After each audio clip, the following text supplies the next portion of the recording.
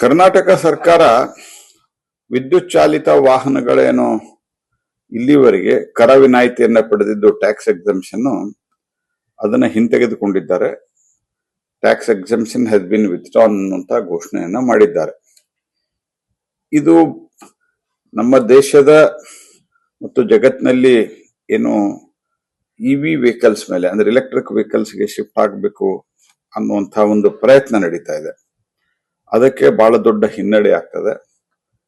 ಮೊದಲನೇದಾಗಿ ಇದರಿಂದ ನಮ್ಮ ದೇಶಕ್ಕಾಗುವಂತಹ ಲಾಸು ನಾವು 2030ರವರೆಗೆ 50% ನಾವು ಎಮಿಷನ್ ಕಮ್ಮಿ ಮಾಡುವಂತಹ ಗುರಿಯನ್ನು ಇಟ್ಕೊಂಡು ಹೊರಟಿರೋದು ಇತ್ಯಾದಿ ಇತ್ಯಾದಿ ಒಟ್ಟಾರೆ ಪೊಲ್ಯೂಷನ್ ಬಗ್ಗೆ ಒಂದಿದ್ರೆ, ಇನ್ನೊಂದು ಪ್ರಮುಖವಾದಂತಹ ಸಂಗತಿ ಸರ್ಕಾರ ಅರ್ಥ ಮಾಡ್ಕೋಬೇಕಾಗಿದ್ದಂಥದ್ದು, ಇದರಿಂದ ಪುನಃ ಜನ ಡೀಸೆಲ್ ವೆಹಿಕಲ್ ಮತ್ತು ಪೆಟ್ರೋಲ್ ವೆಹಿಕಲ್ಗೆ ವಾಪಸ್ ಹೋಗೋದಕ್ಕೆ ಒಂದು ಪ್ರೋತ್ಸಾಹವನ್ನ ಕೊಟ್ಟಂಗೆ ಆಗ್ತದೆ.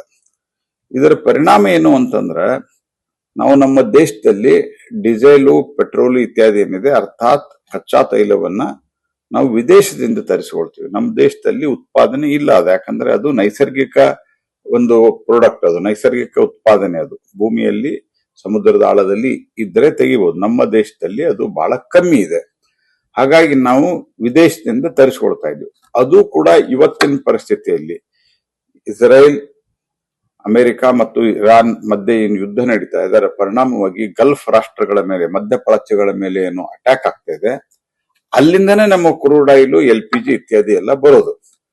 ಅಲ್ಲಿ ಇವತ್ತು ಈ ಪರಿಸ್ಥಿತಿ ಇದ್ದಾಗ, ಈಗಾಗಲೇ ಕಚ್ಚಾ ತೈಲದ ಬೆಲೆ ಆಕಾಶಕ್ಕೇರಿದಾಗ ಇಲೆಕ್ಟ್ರಿಕ್ ವೆಹಿಕಲ್ಗಳ ಮೇಲೆ ಟ್ಯಾಕ್ಸ್ ಎಕ್ಸಂಪ್ಷನ್ ಅನ್ನು ವಿತ್ಡ್ರಾ ಮಾಡೋದು ಸರ್ಕಾರದ ಎಷ್ಟೊಂದು ದಿವಾಳಿಯಾಗಿದೆ.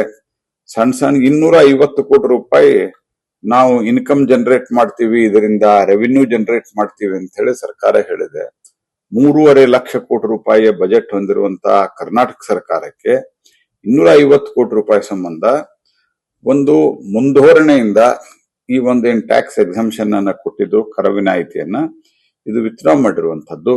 ಎರಡನೇದು, ಡೀಸೆಲ್ ಮತ್ತು ಪೆಟ್ರೋಲ್ ವೆಹಿಕಲ್ಗೆ ಪ್ರೋತ್ಸಾಹ ಕೊಡುವುದರ ಮೂಲಕ ನಮ್ಮ ಇಂಪೋರ್ಟ್ ಬಿಲ್ ಅನ್ನ ಜಾಸ್ತಿ ಮಾಡ್ತಾ ಇರೋದು ಇದರಿಂದ ಎದ್ದು ಕಾಣ್ತದೆ. ಮುಖ್ಯವಾಗಿ ಕರ್ನಾಟಕ ಸರ್ಕಾರ ನನಗೆ ಅನ್ನಿಸ್ತದೆ, ಈಗೇನು ಅವ್ರಿಗೆ ಡೀಸೆಲು ಪೆಟ್ರೋಲು ಇತ್ಯಾದಿ ಪೆಟ್ರೋಲಿಯಂ ಪ್ರಾಡಕ್ಟ್ ಮೇಲೆ ಅವರಿಗೆ ವ್ಯಾಲ್ಯೂ ಆಡೆಡ್ ಟ್ಯಾಕ್ಸ್ ಅಂದ್ರೆ ಕರ್ನಾಟಕದ ಕಮರ್ಷಿಯಲ್ ಟ್ಯಾಕ್ಸ್ ಅನ್ನ ಹಾಕ್ಲಿಕ್ಕೆ ಅವಕಾಶ ಇದೆ.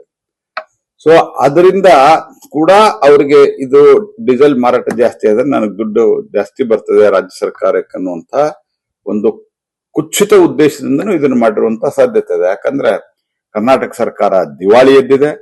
ಕರ್ನಾಟಕ ಸರ್ಕಾರದಲ್ಲಿ ಯಾವುದೇ ರೀತಿಯಾದಂತಹ ಆರ್ಥಿಕ ಶಿಸ್ತಿಲ್ಲ. ಹಾಗಾಗಿ ಎಲ್ಲಿಂದ ದುಡ್ಡು ಬರ್ತದ ಅಲ್ಲಿಂದ ನಾವು ತೆಗಿಬೇಕು ಅಂತ ಹೇಳಿ ಈ ದೇಶಕ್ಕೆ ಹಾನಿ ಆದರೂ ಚಿಂತೆ ಇಲ್ಲ, ನಾವು ಎಲೆಕ್ಟ್ರಿಕ್ ವೆಹಿಕಲ್ ಟ್ಯಾಕ್ಸ್ ಅನ್ನು ಹಿಂತೆಗಿತೀವಿ ಅನ್ನುವಂತ ಮಾಡಿರುವುದು ಅತ್ಯಂತ ಖಂಡನೀಯ.